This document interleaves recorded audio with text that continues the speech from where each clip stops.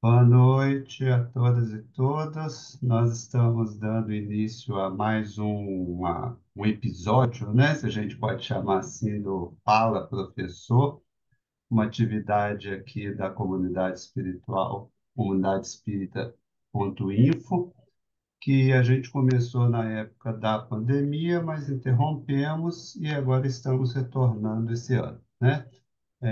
Nosso objetivo nesse encontro é receber a visita de um convidado, geralmente um professor, para discutir, apresentar algum tema do interesse dele e do nosso interesse relacionado ao espiritismo e a gente poder trocar alguma ideia, né? Nós hoje estamos recebendo o professor Paulo Henrique Monteiro, que vai conversar com a gente sobre o tema o espiritismo e a pós-modernidade, como que essas duas coisas vão se relacionar, né? A gente vai dar início, então, passando a palavra para o Paulo e depois a gente retorna para a nossa conversa. Paulo, esteja à vontade. Sim, muito obrigado. Está todo mundo me ouvindo? Beleza? João chegando aí. Bem, quero desde já, como tenho feito nestes encontros nossos, né, proporcionado pelo TED e agora pelo Fala Professor, a oportunidade de pensar, né, de refletir, de rever o que a gente pensa e reflete, porque essas coisas dão sentido à vida da gente. Não ocupar uma noite, duas noites por mês, por semana, né, às vezes, a cada 15 dias, enfim, com a doutrina espírita e dessa forma tão fraterna, sempre fraterna, né? É muito legal, muito bom, então sou muito grato a todo mundo. Bem, a ideia do Fala Professor é que o professor fale, né? E que ele fale de suas pesquisas e eu estou entendendo que relacionando com a doutrina espírita. Quando ele nos propôs uma participação, a gente conversou um pouco e eu propus esse tema a ele aí, que é algo que vocês vão ver, pelo que a gente tem discutido nos outros grupos, né, enfim, nas temáticas todas, eu insisto com essa ideia aí, né? Eu estudei a modernidade, na verdade, eu estudei não a modernidade, mas como ela se constituiu, porque acredito que é, é mais fácil e para a gente é possível dizer, por exemplo, que nós tivemos um período que é ao mesmo tempo um tempo histórico, que se chamou Antiguidade, em que o pessoal chama de Antiguidade Clássica, né? Enfim, o que caracteriza aquele período histórico? Nós tivemos um outro período que a gente pode chamar de período medieval ou medievalidade, né, se quisermos, que também tem traços que o caracterizam como sendo diferente da antiguidade. E que alguns historiadores, por exemplo, vão dizer que ele nem é um tempo histórico, mas é um tempo de transição. Depois nós temos um outro tempinho, né, isso tudo para a gente falar sobre modernidade e pós-modernidade, mas um outro tempinho que é o Renascimento, que também tem características de transição e que nos trouxeram ao que a gente chama de modernidade.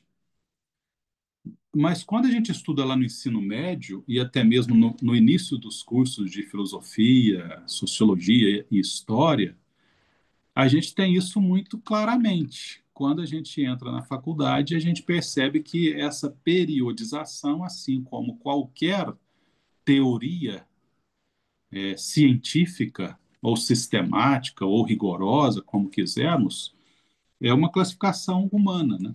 É uma classificação, como a de Linneu, né, na biologia ou qualquer outra, né?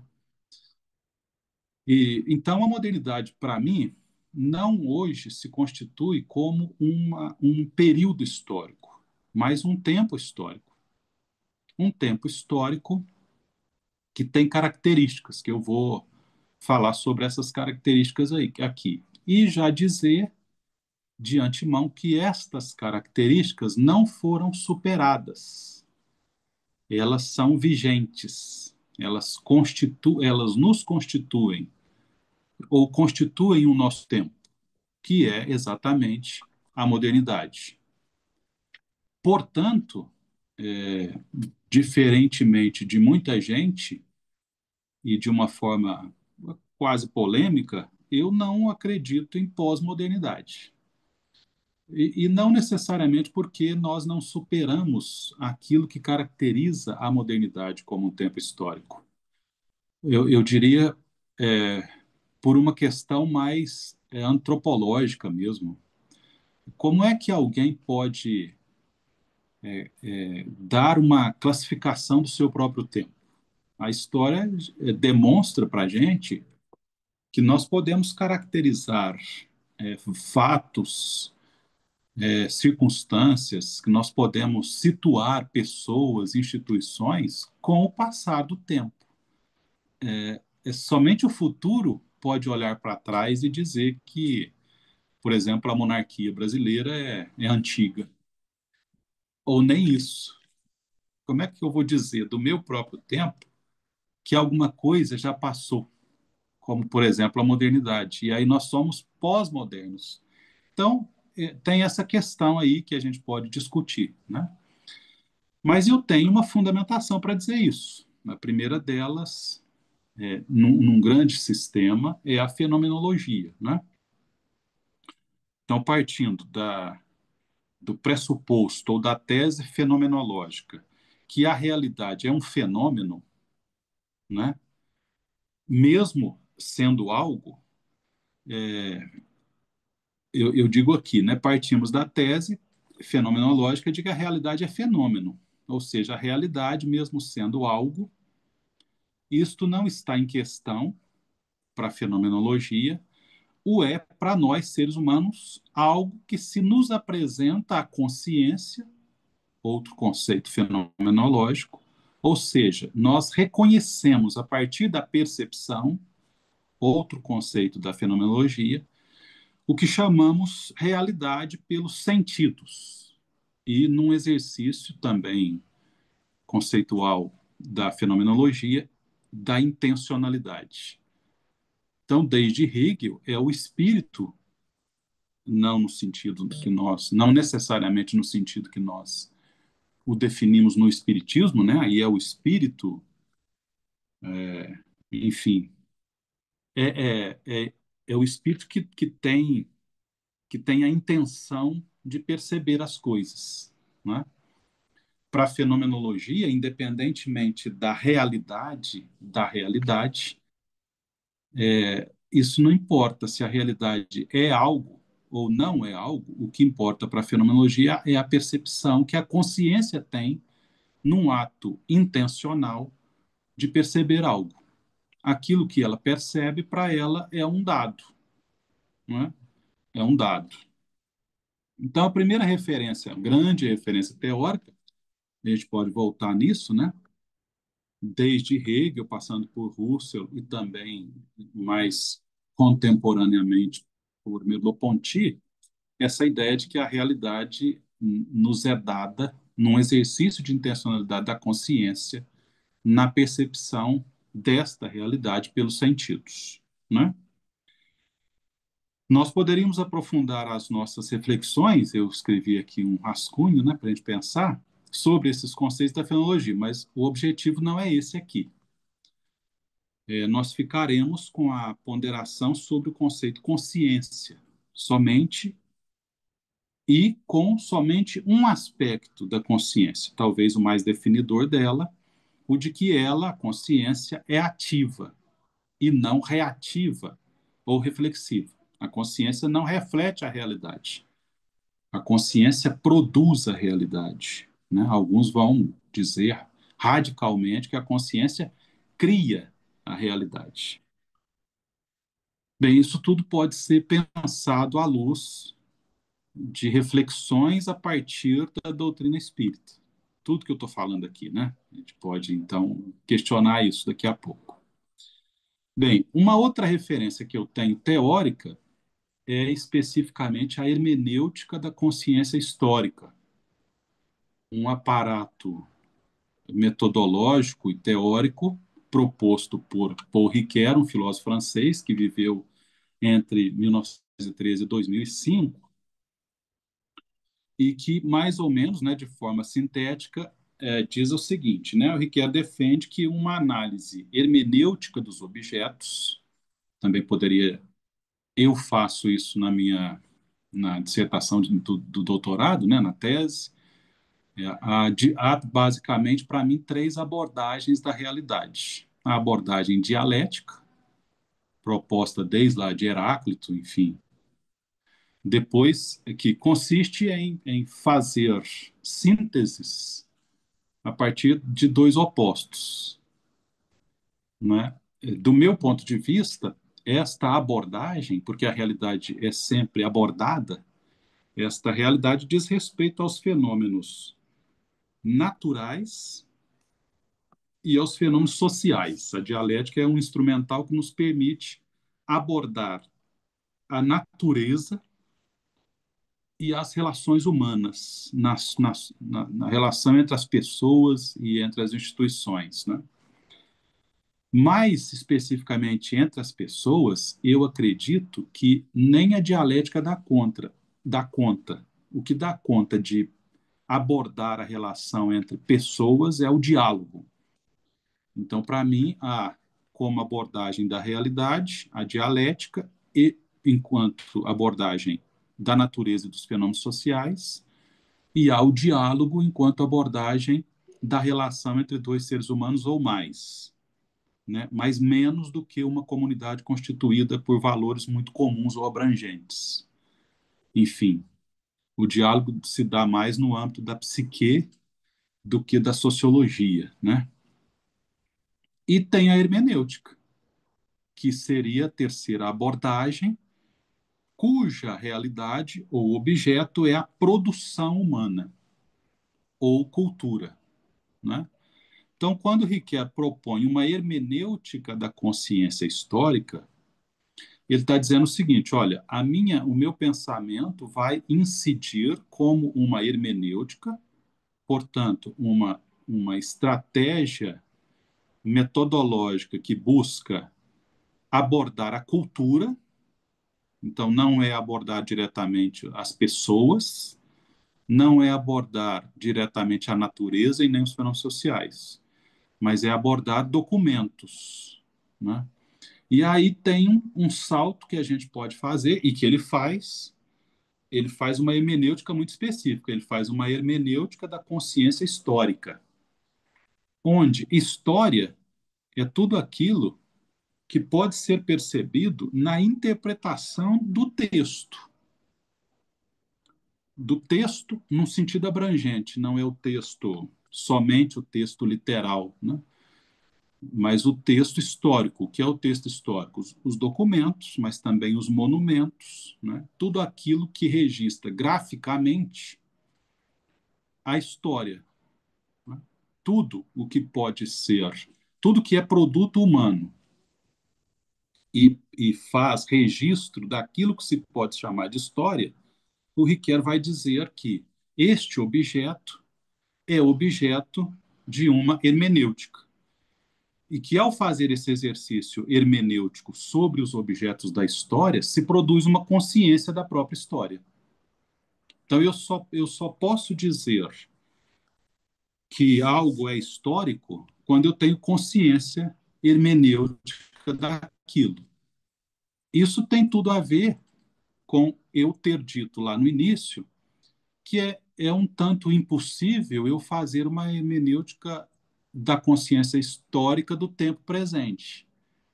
É impossível para mim, a partir desse referencial, buscar objetos históricos no meu próprio tempo e dizer, olha, nós não vivemos na modernidade, e nós vivemos na pós-modernidade.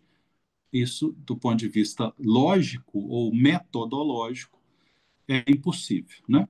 Então, e também o Ricoeur, obviamente, bebe nas águas da fenomenologia.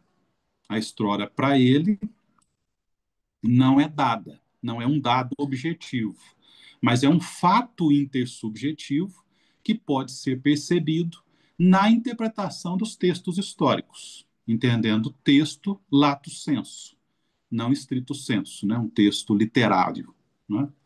Na verdade, até aqui nada de muito surpreendente. A gente tem que ser honesto e dizer, por exemplo, que a escola dos análises já levanta essa suspeita sobre a abordagem da história, que até os análises era uma abordagem que a gente pode chamar de positivista, né? Uma abordagem encantada pelas reflexões de Auguste Comte e que, bem sumamente falando, é uma abordagem que diz que é conhecimento aquilo que pode ser traduzido em linguagem matemática, em equação matemática, e pode ser repetido experimental laboratorialmente, né? Eu estava preparando essa apresentação e a minha filha, de 16 anos, aqui comigo, conversando. Aí ela disse assim, papai, mas a história não pode ser abordada assim, né? Eu falei, pois é. Os caras lá na França se juntaram para dizer isso e fizeram uma escola, que chama Escola dos Análises. E é muito interessante perceber que assim, ela não é nada burra, mas não é um gênio. Só o tempo vai dizer se ela é um gênio. Mas a gente pode dizer que uma adolescente de 16 anos, hoje, percebe a incoerência de se afirmar uma história positivista. Né? Até mesmo uma ciência positivista hoje já está em xeque. Né? Algumas vezes eu falei isso nas nossas conversas. Depois de, de Feuerbach, depois de Nietzsche, depois de, enfim, né, de Popper, né? E desses caras da filosofia da ciência e da crítica da ciência, a ciência positivista não é mais aquilo que pode ser dito em linguagem matemática comprovado experimentalmente. Né? Por exemplo, o conceito de falseabilidade é que dá caráter de ciência à produção que é chamada de científica. Só é científico aquilo que aventa no seu próprio interior do sistema a própria negatividade dos seus resultados, né? Um cientista hoje, eu estava acabando de ouvir aqui uma reflexão de dois professores também sobre essa pesquisa do Alexander agora, né, do Alexander Moreira Almeida sobre a relação entre genética e mediunidade. Enfim, os caras aqui discutindo essas questões, né? Então, a história se encantou pela competência do Comte em produzir resultados e mais da ciência do que do próprio Comte e quis, de certa forma, reproduzir a metodologia comtiana para as ciências históricas e sociais. E nós já percebemos hoje que não é possível isso, né? Então, por exemplo, já para instigar um pouco a nossa discussão, o espiritismo é positivista? Não é. O espiritismo não pode ser positivista. Eu não posso, né? Então, eu ouvi, por exemplo, esses caras estavam ouvindo agora há pouco, enquanto preparava o estudo, dizendo que porque ao tempo de Kardec o positivismo era hegemônico, o espiritismo é positivista. Ora, foi um outro momento que a Lara, minha filha, que estava aqui também comigo, ouvindo, falou assim: pô, isso não faz sentido. E aí eu falei com ela, Lara, são dois professores, um da UFMG e outro da USP. Você não acha que você é muito pequena para discutir com esses caras, não? E ela falou assim: não, papai, isso é ilógico. Né? Quer dizer, e veja, a Lara está estudando espiritismo há muito pouco tempo, de verdade, né? Desde que fez talvez 12, 13 anos. Mas tem umas afirmações que são feitas e que a gente vê e que me instigou, né? Por isso eu agradeço o Eli, o convite, a pensar, mas a gente está vendo toda hora o espiritismo ser apresentado como uma ciência positivista, ao passo que Kardec fala de positivismo num sentido muito estrito. É uma ciência positiva, não que pode ser positivada em termos de expressões matemáticas e comprovações experimentais. Não. É uma ciência positiva que se demonstra na positividade daqueles fenômenos que se apresentaram e que foram analisados por ele e por outros cientistas ao seu tempo e depois dele, que param em pé, né, como diz o Ciro Gomes, não porque são experimentais, mas porque tem lógica, porque tem relação de causalidade entre os seus fenômenos, né? Onde os conceitos são bem definidos. Então, há uma ciência, no sentido de saber, de sabedoria, que não precisa ser experimental. E aí é uma outra coisa. O Espiritismo nunca foi positivista e não vai ser. Né? Eu venho defendendo isso também, tem a ver com o que eu estou falando agora. E quando é que nós vamos ter experiências laboratoriais comprovando a realidade do espírito? É só quando os laboratórios forem tão diáfanos quanto são os espíritos. E os laboratórios não são diáfanos nem o tanto que é diáfano o perispírito, que não é nada diáfano para um espírito, não é? Então, veja, a dureza sistemática da doutrina espírita e positiva, ela se dá na sua argumentação, não é na positivação lógico-experimental. Né? Mas, enfim, voltando à hermenêutica da consciência histórica, porque ao final o que eu vou perguntar é o seguinte: os textos que constituem a chamada doutrina espírita,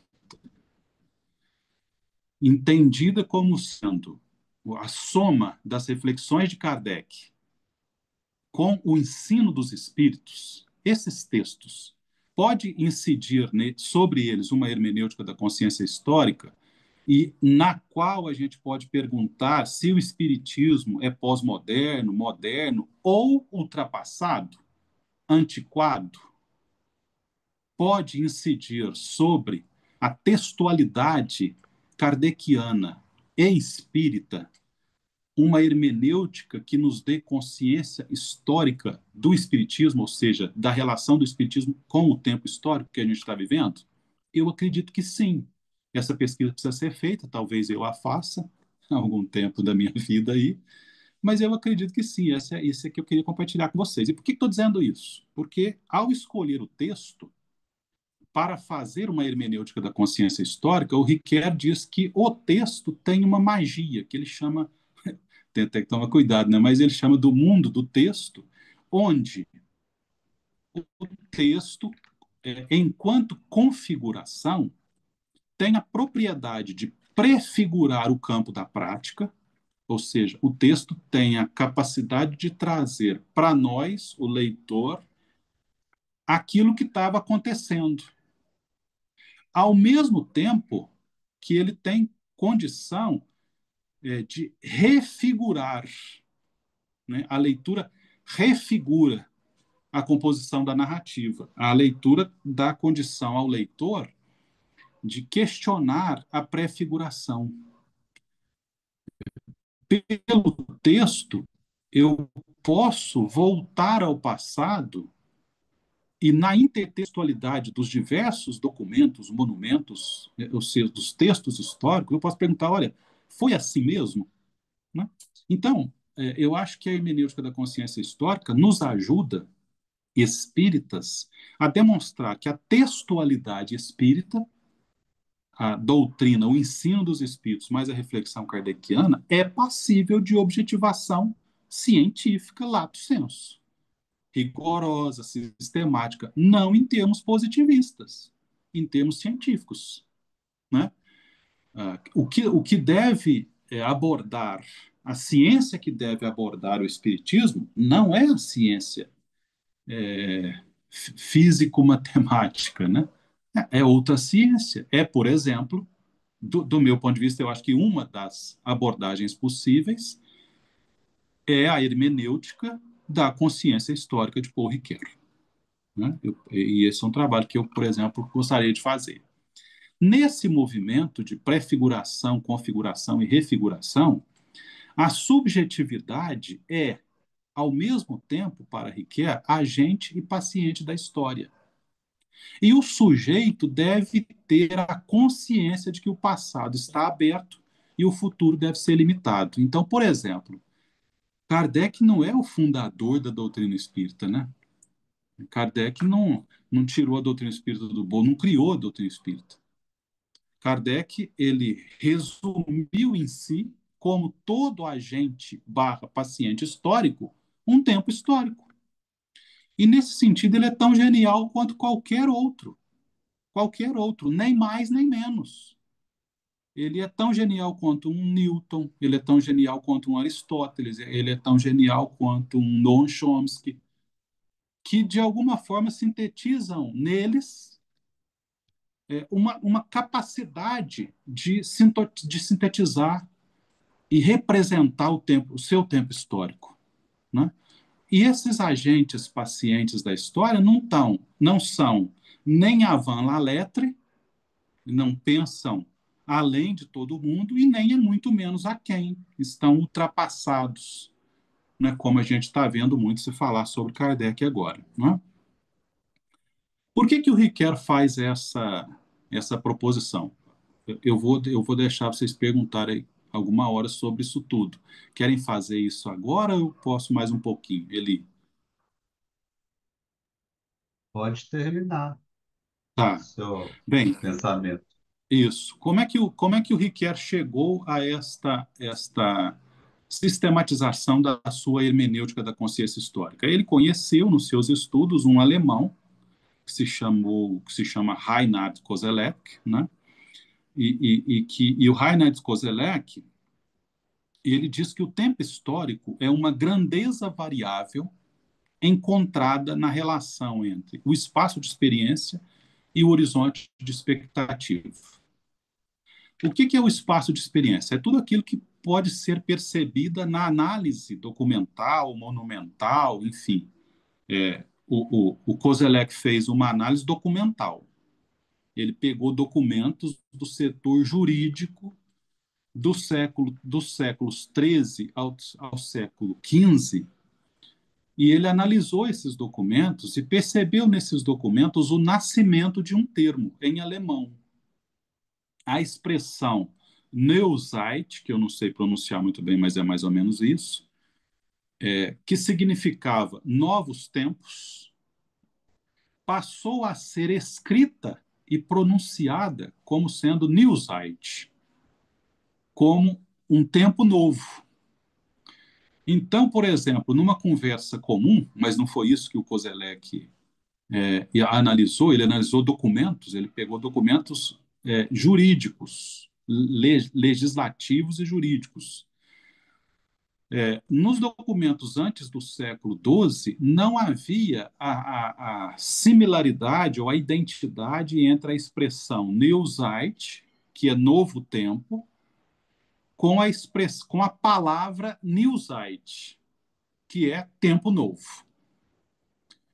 Antes do século XIII, ninguém imaginava, quando por exemplo, falava assim, nós estamos vivendo novos tempos. Né? Por exemplo, quando via uma criança, ou como a gente vê hoje, né? Uma criança, sei lá, de 5 anos ou menos, pegar o celular e digitalizar ali o celular, né? Manipular o celular com os dedinhos ali. Eu fico pensando, quando eu conheci o celular touch, né? Eu falei, caramba, não foi tão simples assim para mim, não foi tão complicado também, mas não foi tão simples, né? Então eu falei, nós estamos vivendo novos tempos. O que o Kozelek percebe lá entre o século XIII e o XV é que a expressão novos tempos passa a ser uma palavra, tempo novo, e cria um certo dispositivo do olhar, que é esse dispositivo que ele vai chamar de topos, né? Topos, o topos, tempo novo. A partir do século XIII, passa a vigir, a vigorar, né, nas relações humanas a ideia de que se vivia um tempo novo no sentido de inédito, um tempo que nunca tinha sido vivido antes. Posso falar mais sobre isso depois, mas, por exemplo, volta e meia, ainda ontem o Lula, por exemplo, falou isso. Ele falou assim, olha, nós estamos vivendo um tempo nunca antes no Brasil. Toda hora ele fala isso. E alguém tem que dizer para ele que isso não existe, né? Isso não existe. Nenhum fenômeno histórico, nenhuma realidade histórica eclode do nada. Ela é sempre devedora do passado.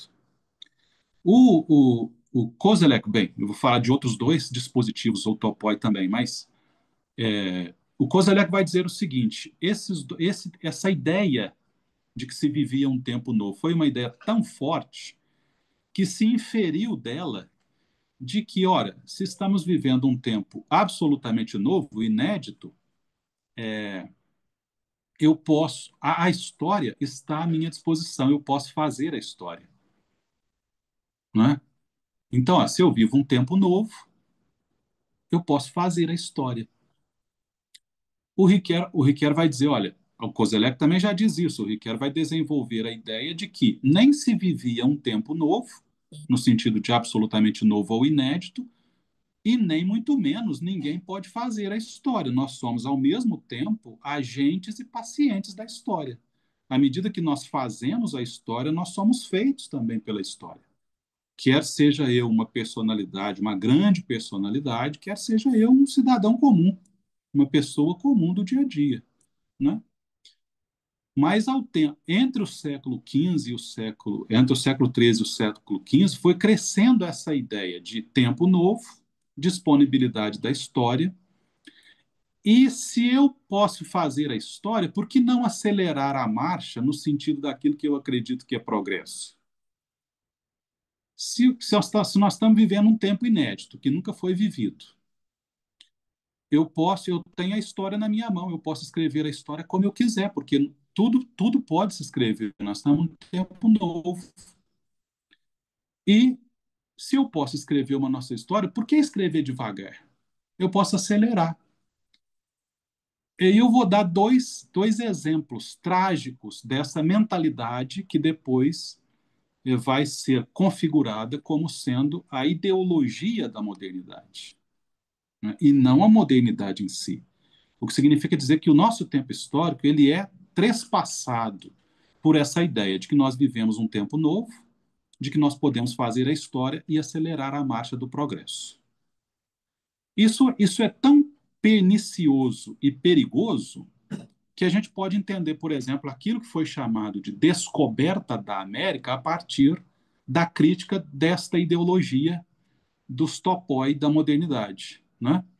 Quando os portugueses e espanhóis chegaram aqui e encontraram as civilizações que aqui estavam, eles entenderam que aquelas civilizações eram atrasadas em relação à Europa. Atrasadas em tudo. Não é atrasada nesse ou naquele aspecto e em relação especificamente a um ou a outro aspecto da civilização europeia, né, ou das civilizações europeias. Eu gosto sempre de dizer, por exemplo, a relação dos nativos da terra Brasilis e das Américas era muito melhor do que a relação que a Europa tinha com a natureza. A Europa não era nada superior nisso, ela era muito inferior.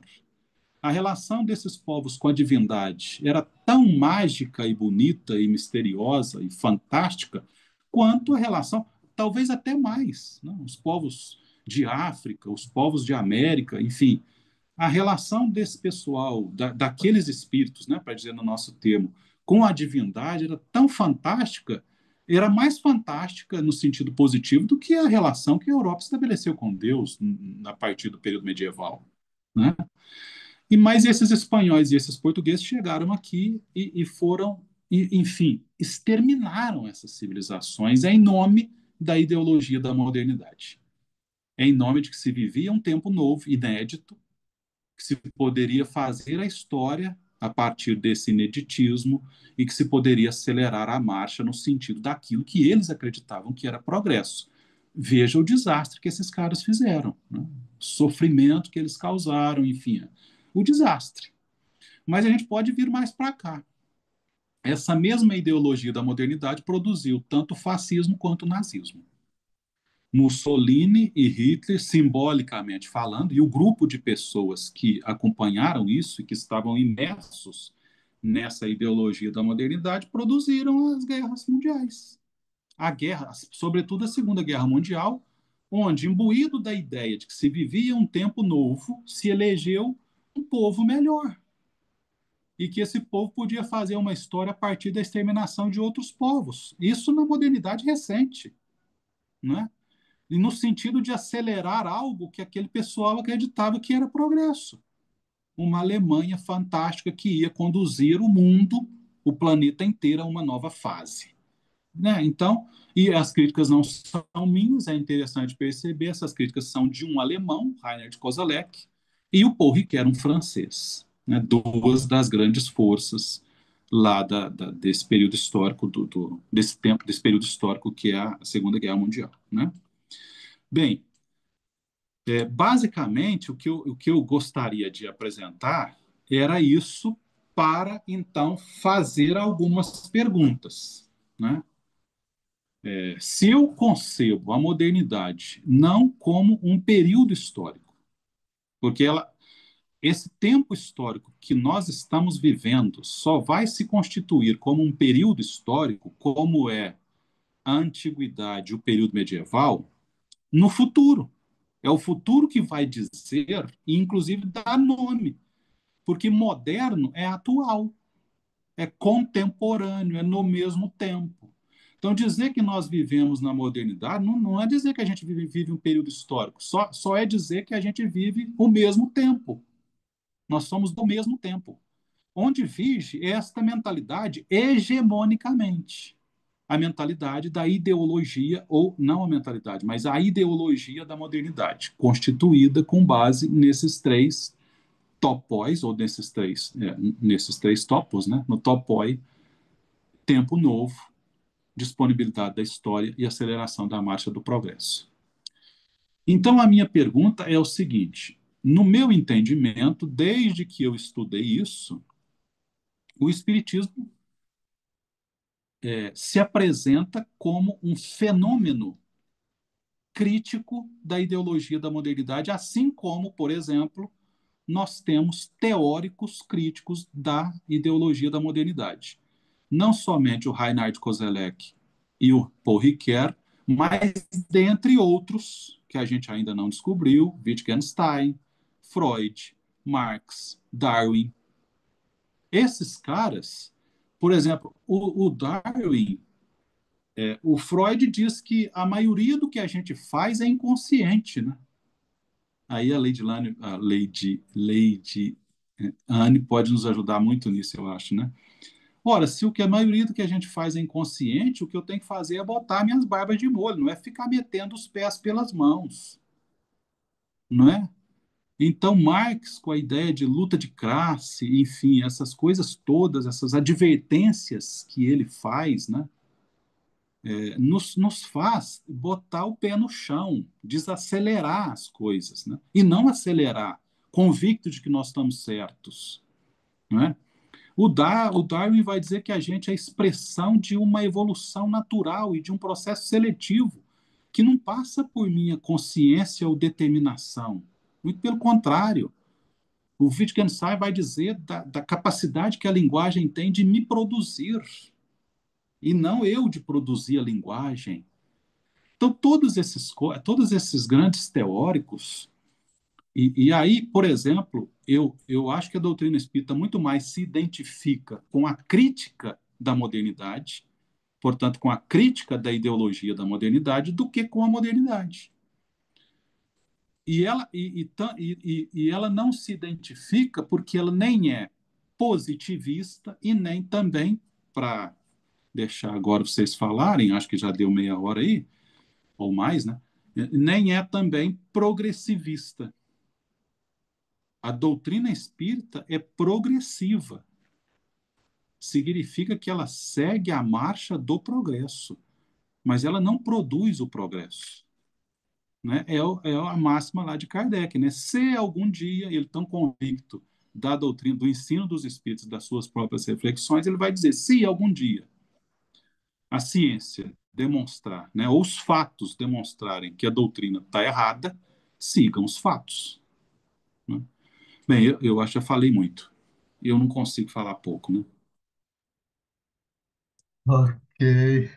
Ó, não falta coisa, né, Paulo, para a gente falar É, quando a gente entra nesse meio e nessas ideias, né? é, Antes de eu passar para o pessoal, vou fazer uma pergunta relativamente simples nessa altura, né? Alguns textos que falam da modernidade, principalmente textos didáticos, né? Assim, definições mais simplistas da modernidade, além dos pontos que você colocou, em especial a questão dessa valorização do progresso científico e do progresso técnico, levantam também como um certo diferencial em relação aos tempos anteriores, aos períodos anteriores, um uso maior da razão e uma questão de uma emancipação individual, né? Uma valorização do indivíduo diferente, não sei se a gente pode dizer que são os tempos novos, mas diferente do que era feito antes, né? O indivíduo passa a ganhar, passa a ter um valor maior, né? A expressão individual, o desejo individual, os gostos individuais. E esses autores todos, ou parte deles que você citou agora no final, eles são pós-Kardec, né? Eles são no final do sim, século XIX, início do século XX, por aí. Na época de Kardec, você não acha que preponderava essa ideia ainda da modernidade e que Kardec propunha o espiritismo como uma coisa moderna dentro dessas ideias do uso da razão, do progresso científico, da emancipação do indivíduo com a valorização do livre-arbítrio, da capacidade de realização. Você não acha que houve uma certa,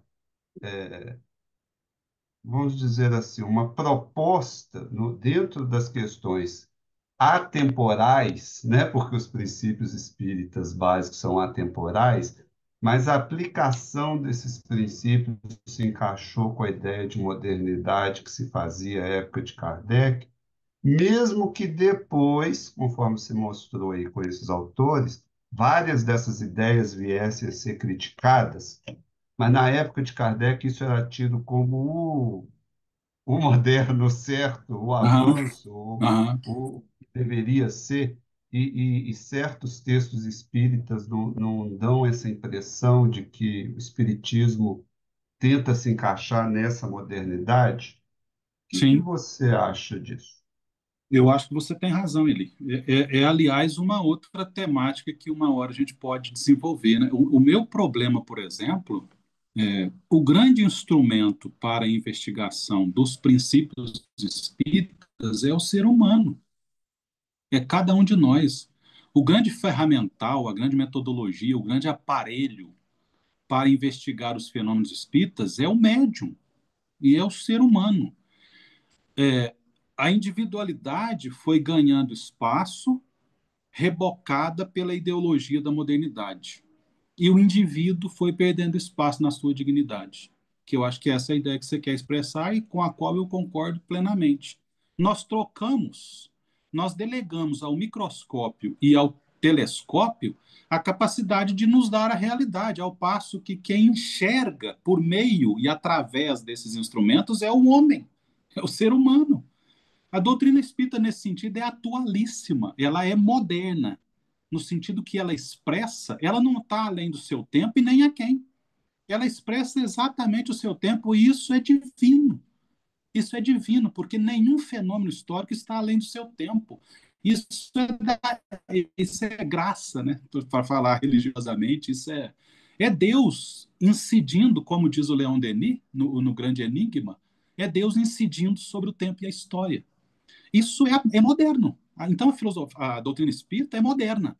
Ela não é pós-moderna e nem está, interessantemente, sujeita ou é produto da ideologia da modernidade, porque os espíritos, eu vou chamar de o espírito de verdade, inclusive englobando o próprio Kardec, o espírito de verdade é atualíssimo.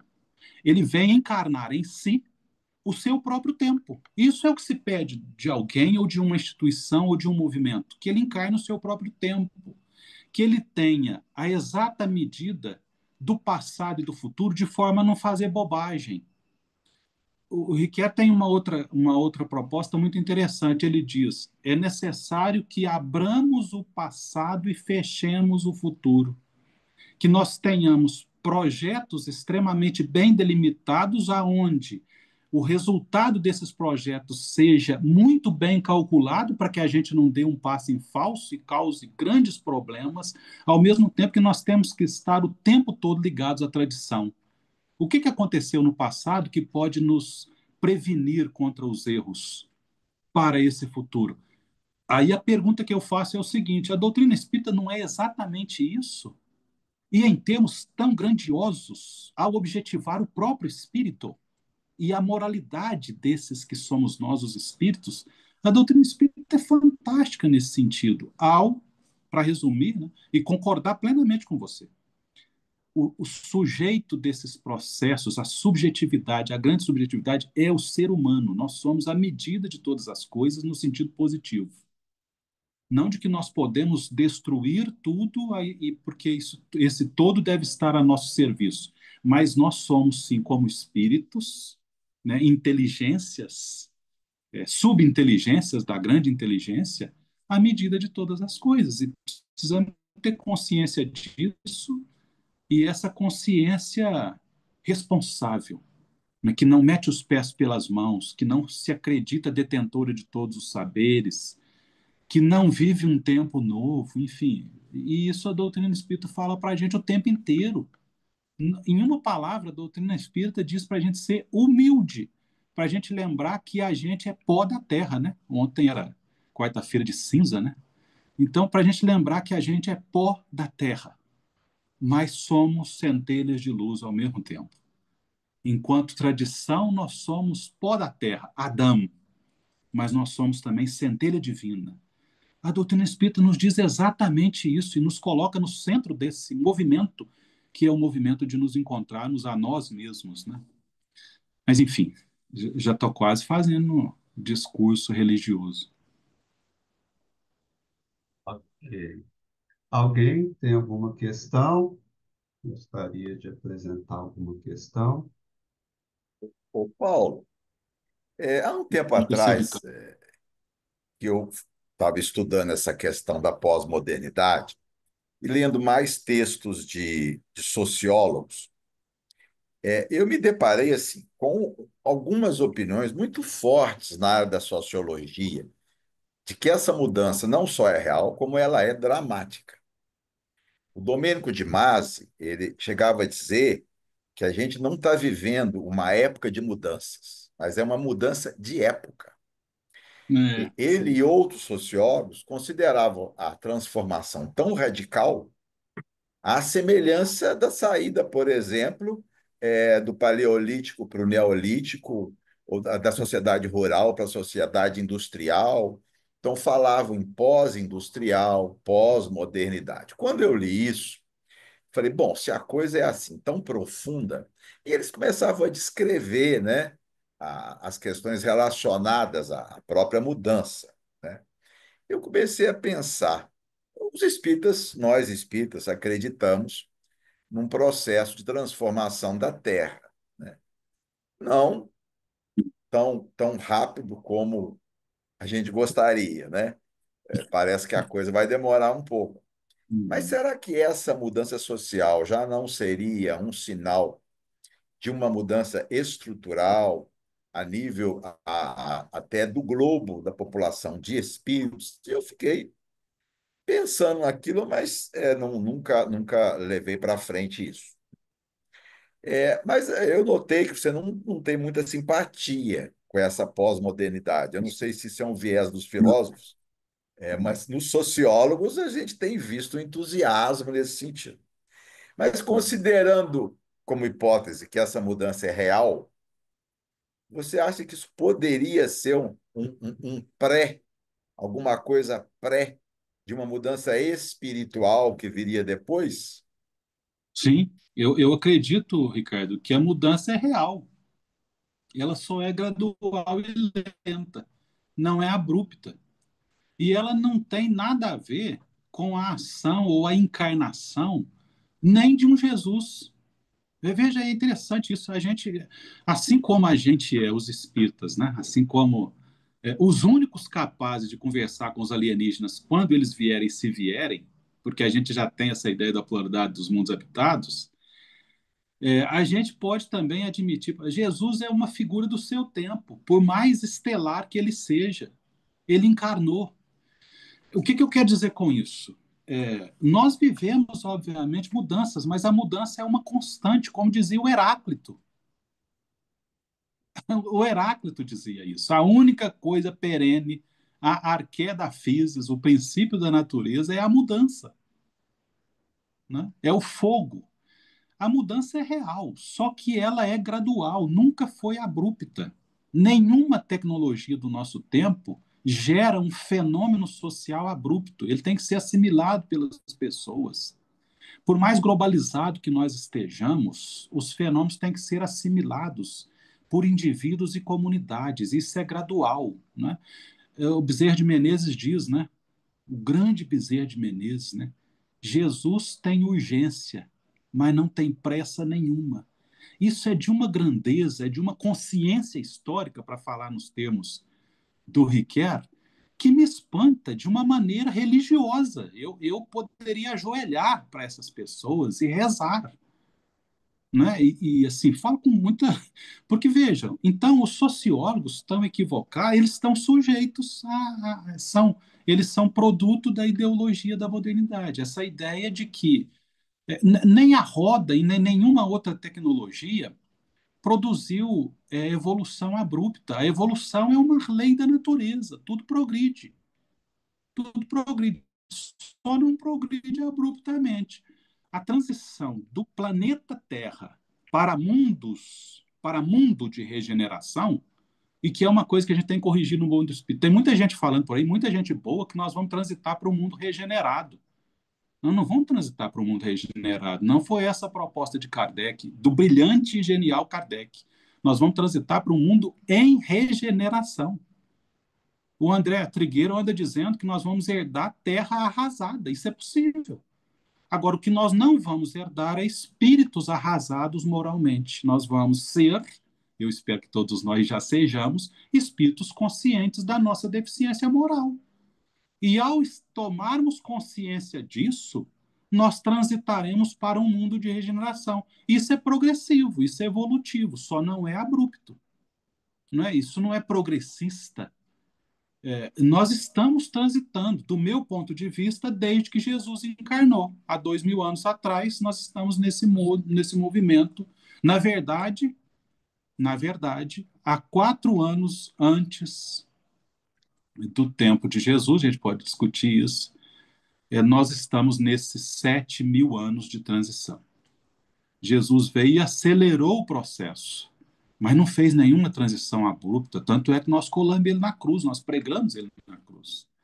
Se o negócio fosse abrupto, ele estalava o dedo e, puf, transitou para a regeneração. Não foi assim. Então, os sociólogos estão sujeitos à ideologia da modernidade. E os sociólogos do movimento espírita também. Com todo respeito, com toda fraternidade e carinho, né? Mas há muita ideologia da modernidade perpassando a reflexão dos sociólogos espíritas e entusiasmando essas pessoas, de bom coração, de boa vontade, eles querem ajudar, eles querem acelerar a marcha no sentido do progresso. Isso é ótimo, o problema é que nós não sabemos o que é o progresso. Quem sabe o que é o progresso são os espíritos da Pleiade da verdade, para cima, para cima e não para baixo. A gente tem que ficar aqui fazendo o nosso exercício de humildade e, ao mesmo tempo, de grandeza, de tentar perceber o que esses espíritos estão falando para a gente. Sabe? O básico, nos amarmos mais, estarmos a serviço do outro, né? E não buscarmos exigências para as outras pessoas, as nações. Vejam agora, né? Trump com o Zelensky. Meu Deus, como é que uma nação do tamanho dos Estados Unidos não se pensa como servidora de uma nação do tamanho da Ucrânia? Servidora não no sentido de fazer o que o Zelensky quer, pelo amor de Deus, mas de fazer o melhor, inclusive juntamente com o Putin e a grande Rússia, e o Brasil e a Europa toda. Como é que uma nação pode se contrapor, uma gigante se contrapor a uma pequena nação no meio da.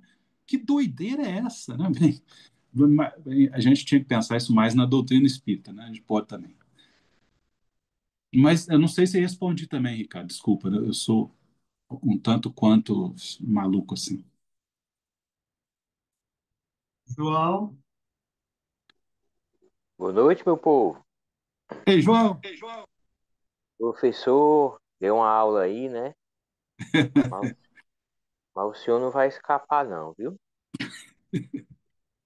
O senhor acha que a visão que tem, a codificação tem dos negros ainda é moderna e atual? Legal. Ô, João, eu nem vou responder à luz da hermenêutica da consciência histórica do Paul Ricoeur. Eu vou te responder à luz da hermenêutica.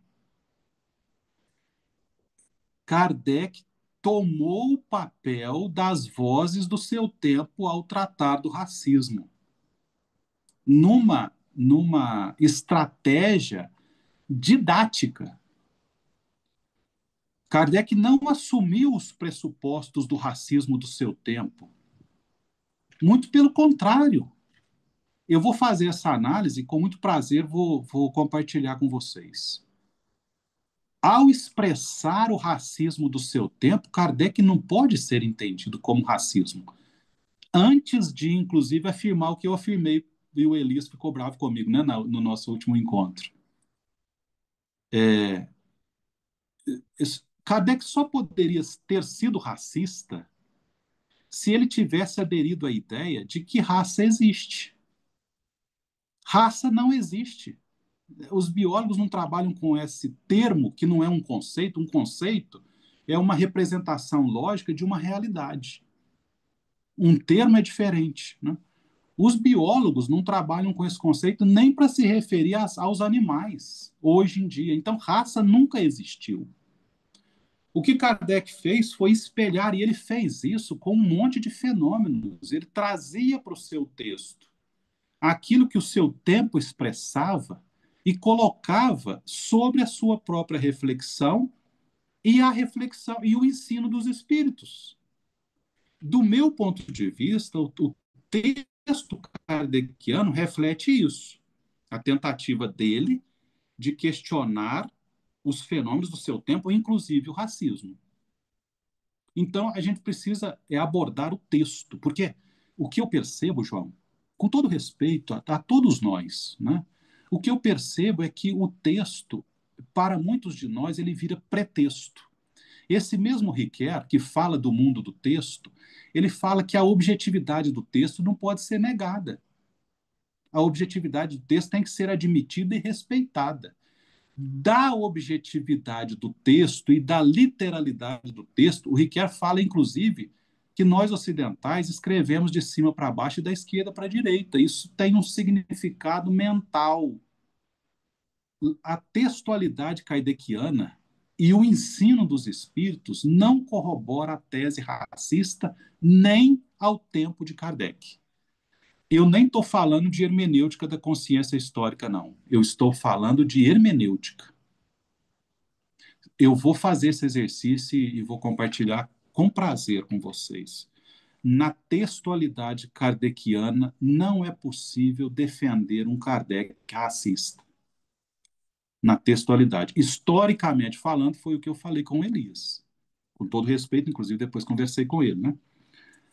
É anacronismo. É você levar uma reflexão que a gente criou depois de Kardec, complexa, legítima e positiva, e fazer essa reflexão incidir lá em 1857. Isso é caracteristicamente anacronismo, com todo respeito. E que nós, pseudo-historiadores e historiadores, incorremos nisso a toda hora. Toda hora a gente faz anacronismo. É importante a gente saber que a gente faz anacronismo. Essa é a minha defesa, né, João? Não sei se eu estou certo, mas eu vou defender isso até que me provem que eu estou errado. E vou fazer isso literalmente. Vou pegar o texto kardeciano e vou ali destacando, e enfim, vou fazer isso, compartilhar com vocês com muito prazer. Nós Então, respondendo aguardamos. objetivamente, Kardec não é racista. Nós aguardamos porque Inclusive, os espíritos podem ser. Os espíritos podem ser racistas, né? Aqueles sobre os quais Kardec fez incidir a sua própria reflexão. Ora, é claro que eu posso ter na fala dos espíritos racismo, ou como Elias diz, muito inteligentemente, elementos de racismo. Só que isso não é o ensino dos espíritos, é a fala dos espíritos, que tem que ser entendida ou individualmente, ou a gente tem que saber se Kardec tomou aquilo e transformou aquilo como ensino dos espíritos, né? Porque, como diz, para encerrar, ele, como diz um senhor lá na minha terra, né? Um ex-prefeito, muito amigo meu, tem gente que você tem que ficar próximo, para você aprender com eles como não fazer as coisas. Então, Kardec se aproximou de muitos espíritos e registrou as suas falas e os seus ensinos para nos ensinar como não fazer. Kardec entrevistou glutões para ensinar que comer demais faz mal. Kardec entrevistou suicidas, Kardec entrevistou, enfim. O ensino dos espíritos decorre da crítica, quanto mais genial e amorosa que Kardec fez desses espíritos que também, muito amorosamente, se apresentaram a nós desnudos. Esses espíritos pelos quais a gente, outro dia, você fez uma prece por eles, né, num desses estudos. A gente tem que orar todos os dias para esses espíritos que se apresentaram na codificação para nos ensinar, inclusive, a não errar como eles erraram, não é? Os espíritos nos ensinam também a não fazer como eles fizeram, não é? Então é isso. Paulo, nós agradecemos mais uma vez a sua disponibilidade. Aguardamos o texto e a discussão, porque esse é um tema que vira e mexe, volta, né? A gente já teve TED, de vez em quando volta nos estudos essa discussão.